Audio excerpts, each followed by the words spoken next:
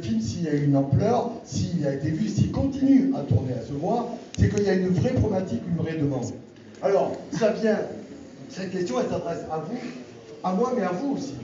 Comment ça se fait que, par exemple, on s'est mis à se mobiliser contre le mal logement? Il y a des groupes comme le DAG qui se sont mis, il y a l'Abbé Pierre, il y a Emmaüs. Comment ça se fait qu'on s'est mobilisé dans cette région assez remarquablement autour de la malbouffe? Il y a de plus en plus des filières bio, il y a des AMAP, il y a une prise en compte d'une production et d'une distribution, d'une réflexion aussi autour de en quoi s'inscrit la bouffe. Eh bien, il est grand temps de faire la même chose autour de l'info. C'est-à-dire que, qu'est-ce qu'il faut faire? Il ne faut pas se positionner que comme des consommateurs passifs, ils nous ont transformés en des consommateurs passifs autour de l'information. Vous êtes l'exemple que ces consommateurs passifs en termes de la bouffe, ces consommateurs sont révoltés pour essayer de prendre en main de plus en plus cette question de la bouffe. Et bien, il faut faire la même chose au niveau de l'information.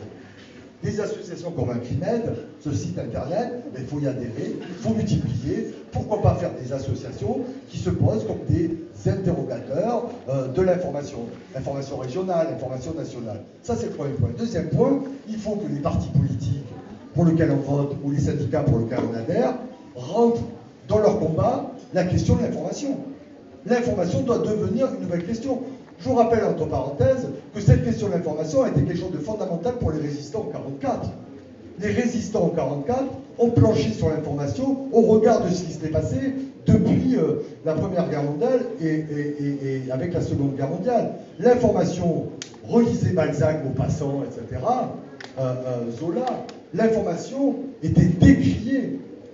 Dans les années 20, on disait qu'elle était tenue par les puissances d'argent, par le comité des forges, Wendel, Sellière. L'information était très décriée. L'information, on s'en méfiait. En 1939, cette information corrompue, ces médias corrompus, sautent les pieds joints dans la collaboration. La quasi-totalité des médias collaborent en 1939-1945. Vous ne le savez peut-être pas, mais la profession de journaliste est celle qui est la plus épurée après-guerre. 3/4 des quarts de journalistes sont déchirés. Un certain nombre sont embastillés, exilés, voire fusillés. Et c'est pour ça qu'il y a ces ordonnances. Et les résistants vont plancher sur l'information très très loin en 1944. Ils vont imaginer